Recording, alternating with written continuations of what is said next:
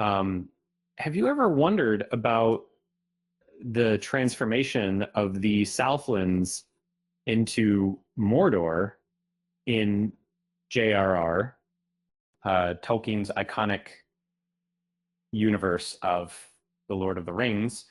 If so, you're not alone.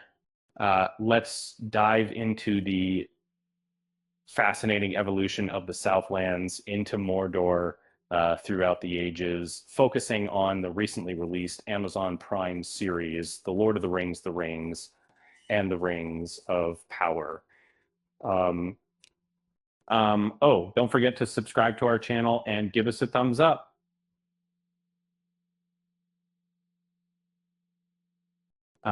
First, imagine yourself as a young hobbit growing up, hearing tales of distant threats lurking in the shadows of Middle Earth, and then suddenly your once familiar surroundings begin to morph into something sinister.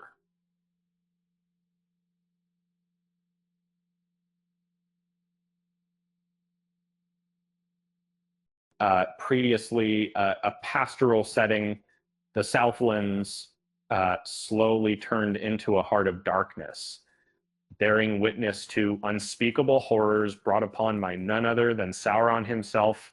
Um, Picture a simple tavern owner named Waldrig, seemingly innocent, yet possessing a hidden secret, uh, unbeknownst to anyone around him, including his patrons. Waldrig keeps safe custody of an ancient black sword tied to Morgoth, former Lord of the Dark Powers.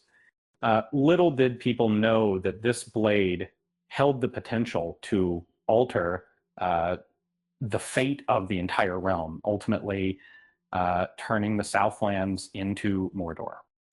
So how does this magical black sword fit into the grand design? Well, it turns out that the sword unlocks a long forgotten mechanism installed deep inside the elven watchtower of Ostirith. Once activated, the mechanism releases the waters contained by a massive dam, triggering a chain reaction of events, culminating in the mirth of Mordor. However, establishing Mordor doesn't happen overnight. Having Small examine, instead, it involves multiple phases requiring careful planning and execution by various parties involved in the unfolding drama.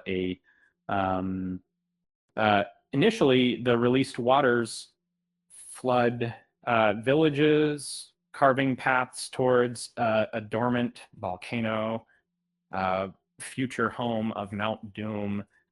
Uh, Prisoners, including the character Arondir, dig trenches, diverting the flowing waters straight into the waiting maw of the volcano, thus initiating the first step toward the establishment of Mordor.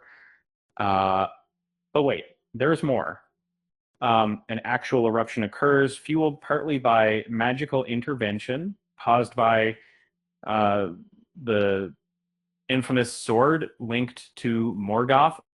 Consequently, the skies grow dimmer, casting eerie shadows over the landscape, allowing the dreaded orcs to flourish in conditions otherwise intolerable for regular life forms.